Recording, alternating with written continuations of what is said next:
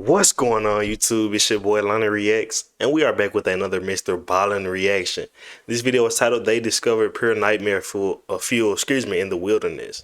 I'm wondering who is they and what nightmare fuel did they discover in the wilderness? And with that being said, as usual, I don't have too much to say. Let's just dive into this video, man.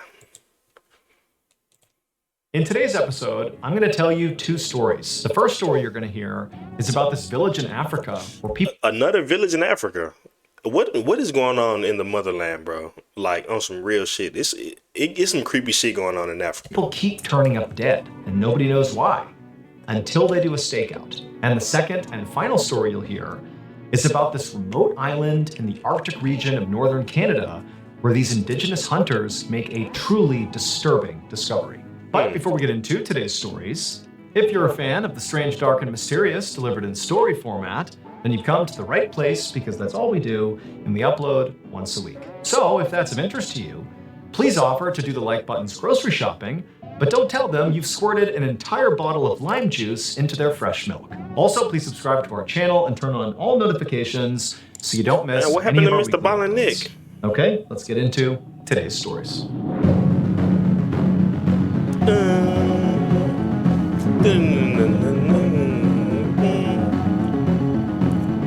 butchery. Okay. In the middle of the night on March 7th, 2005, a 64-year-old man named John Mangine crouched in the bushes in his little village in Uganda. Several of John's friends and neighbors were also crouching in bushes nearby, and everyone was being totally silent, constantly scanning the area, looking for movement. But so far, nothing had happened, and everyone was totally exhausted and terrified. So John had been around for a long time. He had 9 kids, 31 grandkids, and he remembered a time that was not even that long ago when this village was a happy, bustling place where, families and kids could play in harmony and everyone felt safe. But that all changed 14 years earlier in 1991. Because, starting in that year, people in this village started dying. Or more specifically, people in this village started getting killed by someone they didn't know. It was like randomly people would just go missing and then turn up horribly mutilated and deceased, or people just vanished and were never seen again. Over the course of these 14 years, 83 people from this village had been killed and nobody knew why. And 83 people, to put this in perspective, represented 10% of this entire village's population. That is insane. This was so widespread that everybody in John's village personally knew someone who had been killed by whatever was plaguing this village. And at some point, the people in this village began to think that clearly a demon is responsible for this. I mean, this is so pervasive that this can't be an animal or a person. This is like, God's will or something, or this is, the devil's will. We don't know, but it's supernatural. Like, we can't control this. It just is a part of living here. And so literally this village, the people here, had just grown to accept that, yep, sometimes people just turn up mutilated and dead. There's nothing we can do about it. We just got to live with it. But John, he personally knew several people who had been killed, and he never took the stance of, well, it's supernatural and we can't do anything about it. John's like, no, we need to look into this. There's got to be an actual explanation for what's happening here. And so finally, in 2005, the tipping point was a little boy went missing in the village one morning. And for John, he has all these grandkids, including a bunch of little boys, and he saw this little boy go missing and, he was never found again.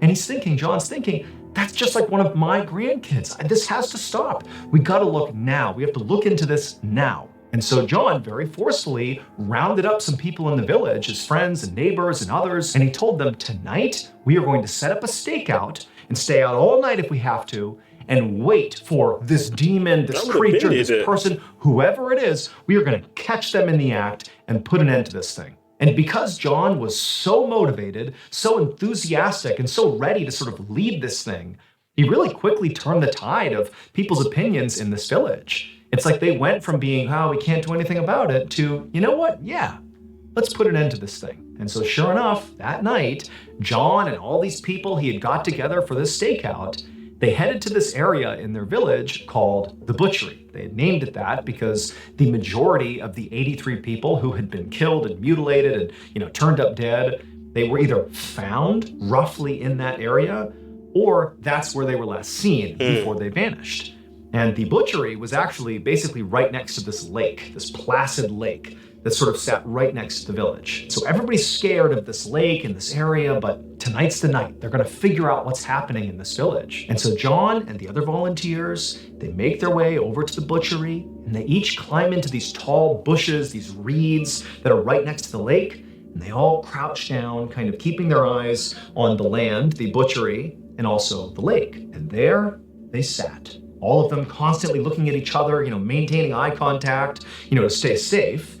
And they're looking at each other, they're looking at the water, the black water that's totally still, and there's nothing on land, it's still, it's silent. And for hours, they just sat there nervously watching, waiting for something to happen. They didn't know what it was gonna be. They didn't know if, one of the volunteers in the stakeout was suddenly gonna be ripped away by this demon or whatever it was. But all night, on this first night of the stakeout, they're waiting and watching on edge, and nothing happens. And so John the next morning says, we've got to do it again. We got to go back out there and do another stakeout because we know there's something out there. And so sure enough, night 2 rolls around, and now they have even more volunteers. They're motivated. They're out there in the bushes, waiting, watching the lake, watching the land, but nothing happens again. And this cycle continues for 4 more days where nothing happens. John is rallying people every night to keep going back out there, but the group is getting more and more tired. They're staying out all night. It's also sort of deflating to realize that, it looks like we don't have control over whatever's happening here. Like, we can't catch this thing. We don't even know what it is. And so after 6 days of this, where they have seen nothing, no one's been taken, no one's been killed, it's been totally quiet in the village, John rallies the people one more time. He goes, one more night, give me one more, I know we're gonna catch something. And so he got the village to kind of agree to go out for one more night.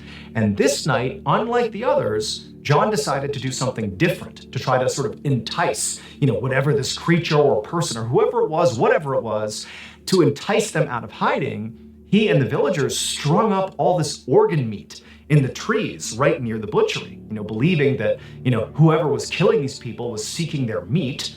And so they put meat up in the trees. And so that night, the 7th night, John and the others, after putting their organ meat in the trees, they crouch down in the bushes, waiting and watching, and it's silent and it's dark. And at first, nothing happens. And as the night goes on and on, people are starting to think, it's just another night where nothing's gonna happen. And people are starting to get restless, and John's telling them, be quiet, stay still, we gotta wait, we gotta watch, see what happens. Hours and hours go by, nothing. But then, between 4 or 5 in the morning, it's still dark out, the water's black, it's still and silent, and people are really starting to get restless at this point. They begin to hear something. It's like this low grumbling sound that appears to be coming from the lake, but it's hard to tell. The lake was pretty big and it was still dark out. They're looking out at the water and it's just dark, and they're right near the water. And so they're hearing this rumbling sound, and everyone's kind of looking out like this is the first time anything has happened during one of these stakeouts.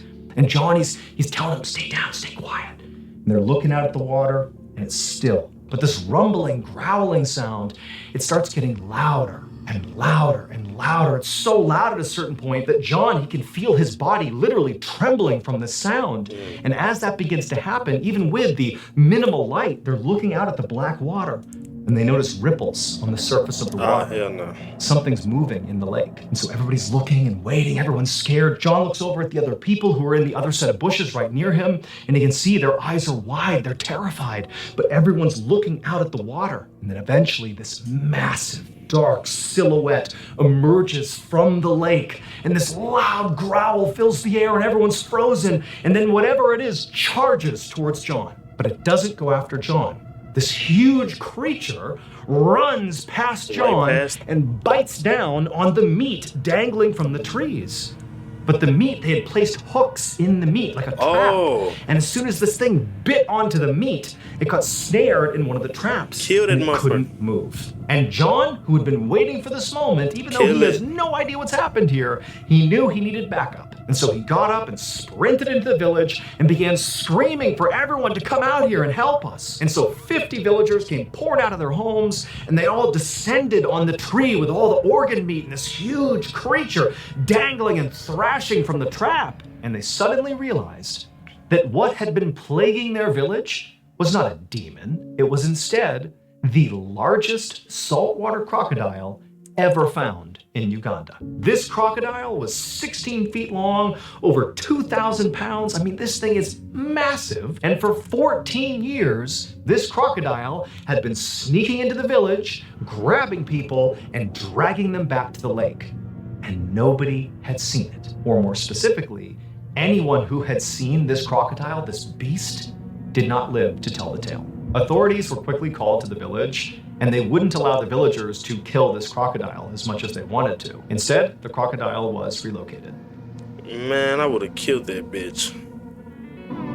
Last year, we launched a brand new podcast here at Ballen Studios called Redacted, Declassified Mysteries with Luke LaManna. And so, 1848, Under the trap. Under the one tarp. morning in Excuse me. April of 1848, a group of men were walking towards the coast of King William Island, which is an island located in the freezing Arctic region of northern Canada. These men were members of the Inuit people, who are indigenous to King William Island. And today, they were going hunting.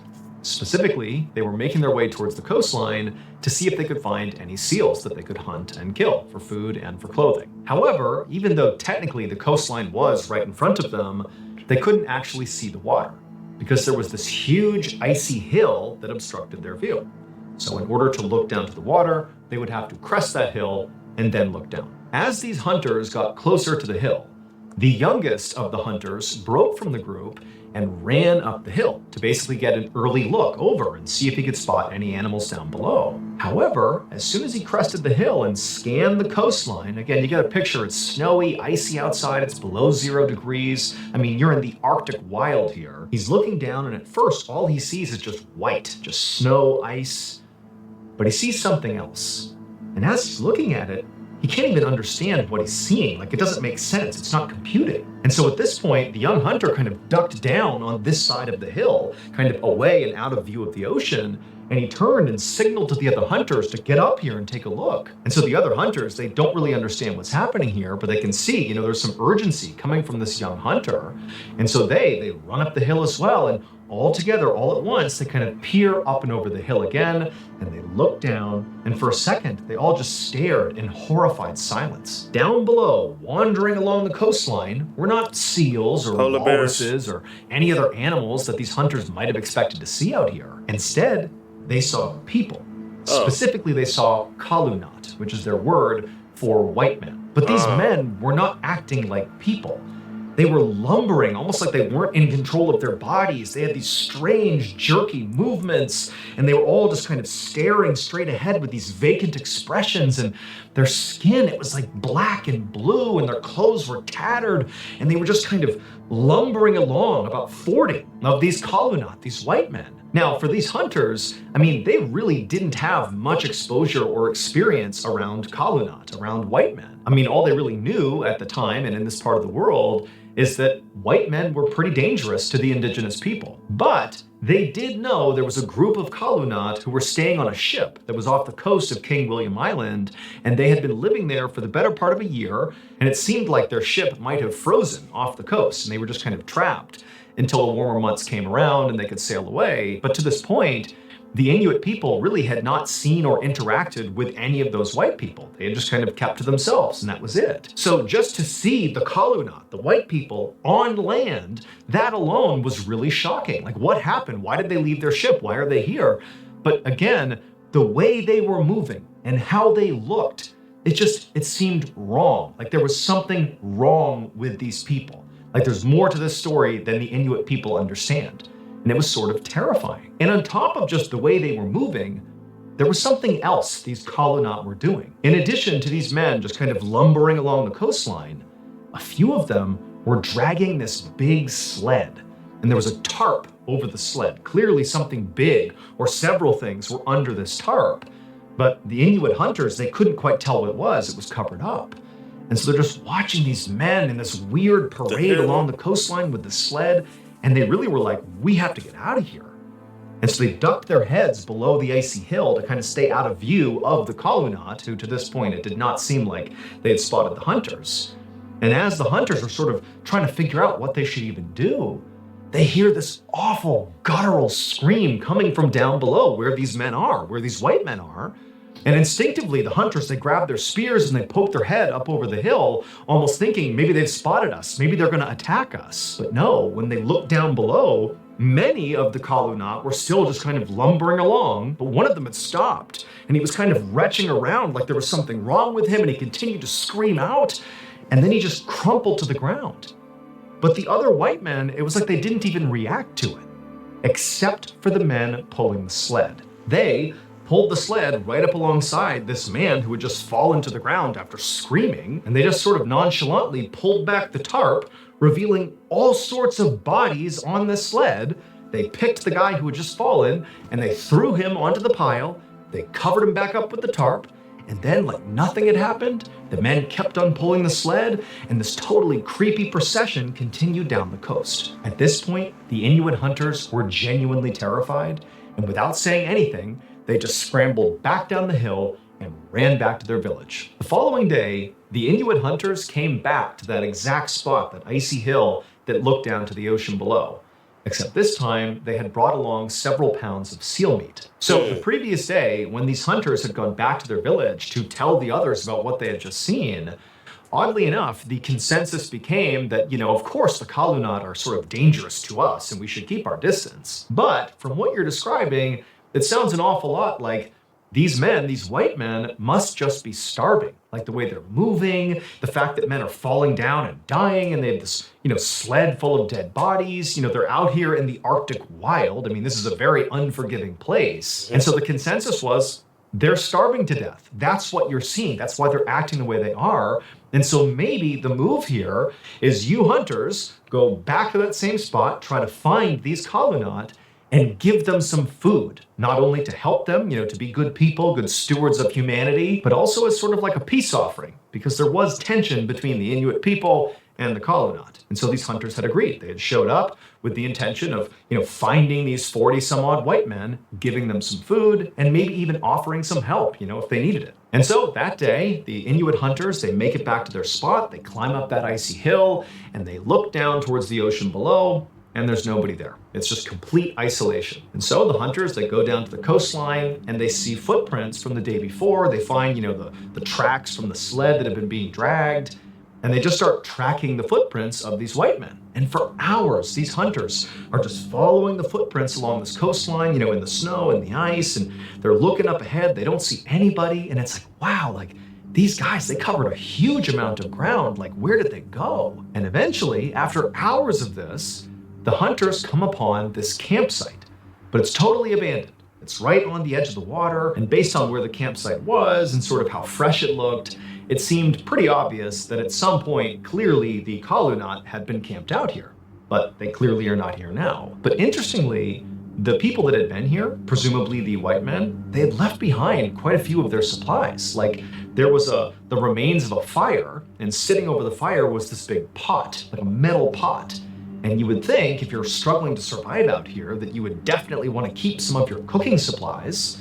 But no, that was left behind, along with several other tools. And so the Inuit hunters, they're looking around thinking, okay, well, maybe they just stepped away and they're going to come back. But they searched the vicinity of the campsite, but nobody was there. The footprints just kind of picked up and continued off into the distance. And so feeling pretty puzzled by this, the Inuit hunters decided to just search the campsite and try to get some clue as to what's going on with these white men. And eventually, after searching through all the different things that had been left behind, they came back to that fire and that pot that had a lid over it that was sitting right there. And one of the hunters walks up to the pot, he grabs the lid, he lifts it off, No. and when he saw what was inside, It's a head. he reeled back in horror. Several months later, that same group of Inuit hunters had hiked miles and miles down that same coastline of King William Island until they saw off in the distance, right off the coast, this big wooden ship. And these hunters knew this ship belonged to the Kalunat. And today, their plan was to break into the ship and raid it, because just recently, these hunters had finally kind of solved the mystery of what happened to those, 40 some odd white men they had seen.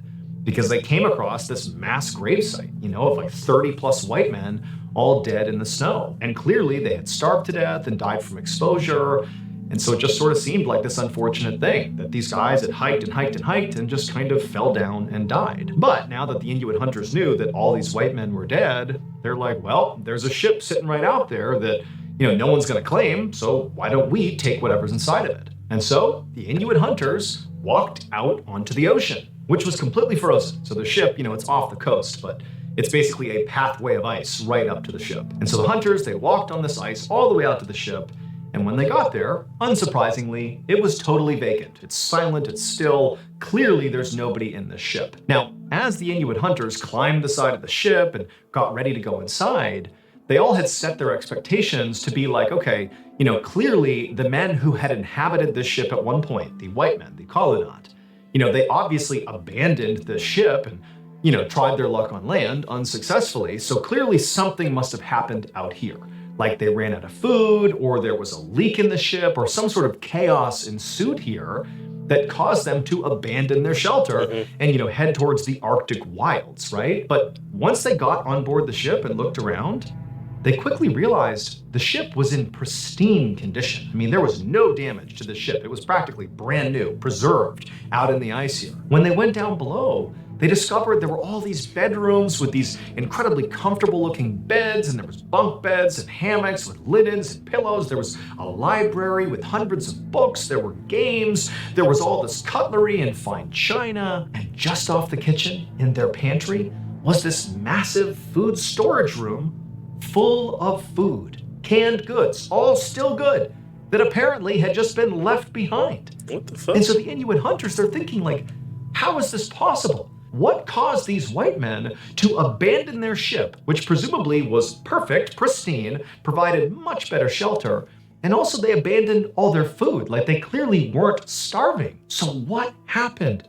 What caused them to go on land and die horrible deaths? Well, the reason for this would not fully make sense for another 130 years, because it was in the 1980s when researchers actually began to analyze the remains of these white men, those 30, 40 white men who were found dead on King William Island. It would turn out those men were explorers who had been sent out to the Arctic by the British government. And they had been well outfitted when they were sent out on their journey. I mean, they were given that incredible ship, and they were given all these supplies, including a whole bunch of canned food items. However, what these explorers didn't know is that their canned food had become tainted with lead. And so as they slowly were eating all these canned food items, they were slowly poisoning themselves. And one of the side effects of lead poisoning, in addition to feeling nauseous and horribly sick, is it drives you crazy. It basically gives you these wild mood swings. And so like the whole ship, all these men are undergoing these totally insane mood swings and basically falling into actual mental hysteria out on this ship. And so in their hysterics, all these men decide to abandon their ship and head into the Arctic wild to forage for food and who knows what. I mean, they literally were out of their minds. And when they got to land into the wilderness, they didn't find food, they didn't find shelter, they found death and misery. And as they devolved into insanity and men began falling down and dying, because they were starving to death, they began eating their brothers. They began eating the dead men. That sled they were dragging along was not to preserve the bodies to give them a proper burial down the road. It was like their mobile refrigeration unit. They were dragging those bodies along and then eating them. And so the reason those Inuit hunters were so horrified when they discovered that campsite and they looked inside of that pot, well, it's because inside of the pot was clearly a human skull, and that skull had been cracked open as if whoever was tending this pot had literally been scooping in and basically eating this person's brain. To this day, bones of the crew members of that failed expedition are still being found on King William Island. Oh my God. That was insane. Bro. Oh my God. Jesus. I don't know. Like, just how niggas could have survived back in the day, man. Like that shit is insane to me, bro. Lead poisoning. So like, I'm really confused that the lead poisoning part. Like, how exactly was the food contaminated? Like, I don't know, man. But that's actually insane. These were some pretty good stories. I really did like this second story. It was like, it was very strange. Like, that's some really strange shit. And the fact that I've never even heard about that, like, I'm a history junkie, so I think that's something that I should have heard about. But the fact that I've never heard about that, that is so insane to me, bro. But yeah, if you like this video, please like and subscribe so I can continue giving you guys these reactions. And I'll see you next time.